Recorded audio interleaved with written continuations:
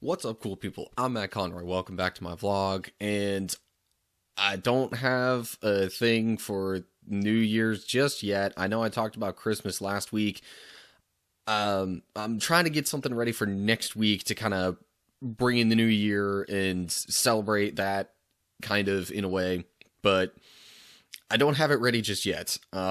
Actually, as I'm recording this, it's still before I go back to PA for Christmas, just because I didn't want to bother with having to try and find some time to record while I was there. New Year's thing will hopefully be ready next week. I'm obviously going to have to change my channel trailer thing because it's not going to be 2017 anymore, and the first thing it says in that video is, welcome to 2017, so I'll need to change that, but like I said, hopefully I'll have something ready soon. Anyway, to tangents aside, I know I talked about Christmas last week, but I kind of wanted to talk about it a little bit more again, just from a very different angle though this time. Really just reflecting on some things that I have learned or kind of have come to my mind in a different way recently. Maybe kind of some things that have been emphasized more recently, especially from the standpoint of like the biblical narrative of Jesus's birth and that whole thing. The first one that I kind of knew, but I hadn't really thought of in quite this way before, was just the difficulty presented by Mary having Jesus as her child when she was not married to Joseph yet. Now, a lot of us approach it from the angle of, well, of course it complicated things between Mary and Joseph because, it was just a strange thing that didn't really happen in those days.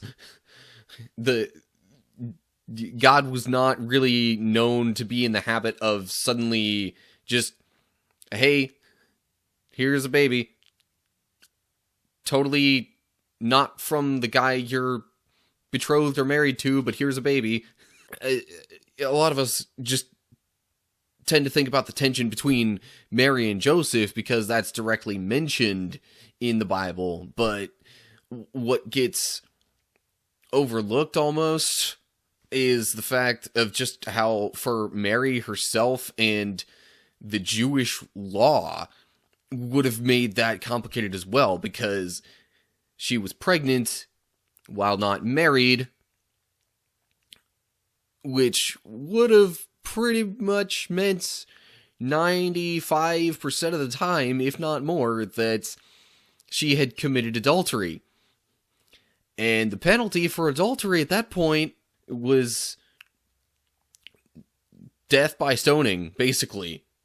So if people had really found out too much about her being pregnant while not married, and people that weren't close to her that would like try to rat her out, so to speak, to the Jewish lawmakers, the priests, and those kinds of people, then that could have been very complicated, because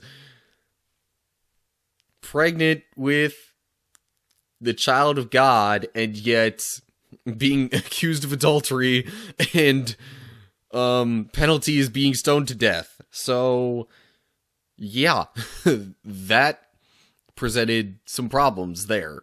You can see why the Bible would use the word troubling, or say that Mary was troubled at this news.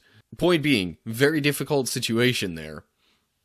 But then something else that I realized, or kind of learned recently through a recent sermon at church, is just this idea that there are places within the Bible that have certain kind of narratives of their own attached to them, like just a specific town, usually in some way related to their name, will have this sort of sub-narrative underneath what all else is going on in the broader story of God's people.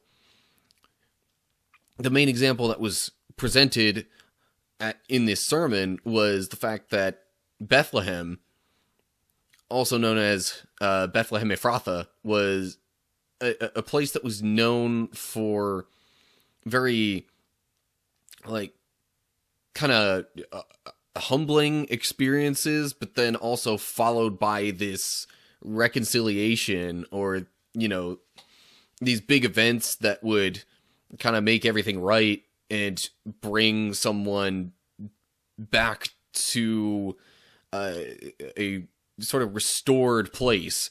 I can't remember all the examples that were given of things that happened there, but I know there was the story of Ruth and Boaz. That all happened in Bethlehem. Even just David, David, son of Jesse, anointed king, and that kind of stuff. Just the humble beginning, but then getting, this very, like, the highest place possible within God's people. And then you consider the humble nature of Mary and Joseph and their situation that they had, especially as they were traveling to Bethlehem. And when they got there, the fact that there was no place for them to stay, it was a very, humble, meager start to the life of Jesus, who would then be obviously the greatest thing, human or otherwise, the greatest thing to ever exist here on Earth. Just that idea of there being narratives to certain places. I mean, it makes sense when you think about the fact that, these places have names within the Bible, and some of them it's because a specific event happened there one time and it got named after, like, that certain event. But other places get these names just because of certain types of things happening there. So it's just, I don't know, something interesting I had never really thought of. I knew that Bethlehem had been known as this place of very, kind of humbling experiences, or, things like that. But then something greater coming out of something kind of seemingly small and humble. Just kind of wanted to talk a little bit about some of those things that I had learned and kind of encountered over the last few weeks, just specifically about Christmas, because I think there were a lot of details about the story of Christmas and Jesus' birth that we don't really think upon it that much. We kind of have this narrative that we've played out in our heads as if that's the focus of the story and what it's all about. And obviously, the focus is Jesus being born and just how great of an event that was. But at the same time, like, you consider some of the subplots and the broader narratives being brought into that story and how they relate to Jesus' birth. It almost makes it an even more special event. It makes it where it's not just suddenly everything is massively changing from what it was before. It actually kind of ties it into some other things that had been going on. I thought it was kind of a different take on things, just a different way to look at the holiday of Christmas, or especially the event that we celebrate at Christmas.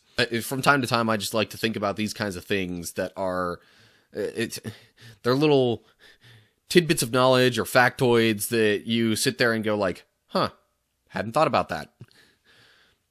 So, if that was your reaction to this video, like and share if you just enjoyed it in general as well. Be sure to subscribe, follow me on my social media pages, all that kind of stuff. The information is going to be down in the description, so definitely take a look at that if you're interested in just interacting and keeping up with me in my videos and other things that I do online. Feel free to leave comments down below. Give me your thoughts on this video.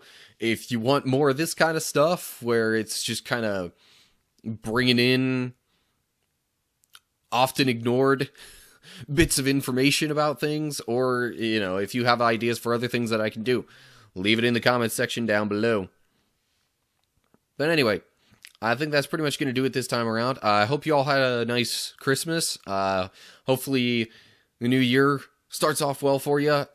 And again, hoping, planning, trying, working on something to have, it's either Monday or Friday, sometime next week, to kind of just ring in the new year and celebrate that whole thing. So anyway, that's going to do it. I hope you're all doing well. Hopefully I will see you in the next video. Stay cool, people.